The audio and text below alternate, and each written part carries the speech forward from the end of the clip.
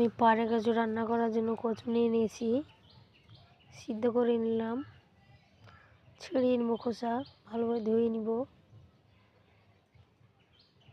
দেখুন কত সুন্দর কচুগুলো সিদ্ধ হয়েছে।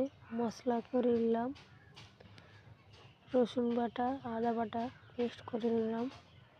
কচুগুলোকে এবার কেটে নিব ছোট ছোট করে। তেল দিয়ে দিলাম কড়াইয়ে, পেঁয়াজ দিয়ে দিলাম বড় সাইজের একটা। হালকা ভাজার পর কচুগুলোকে লাল করে তেলে দিয়ে ভেজে নিব। লবণ দিয়ে দিলাম,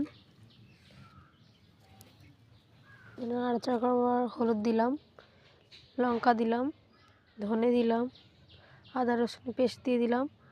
তারপর ভাজা হওয়ার পর একটু কষার জন্য জল দিলাম, তারপর আবার জল দিয়ে ফুটে নিব।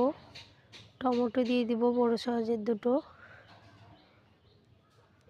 তারপর একটা ভাজা মাথা মাছের, রুই মাছের দিয়ে দিলাম।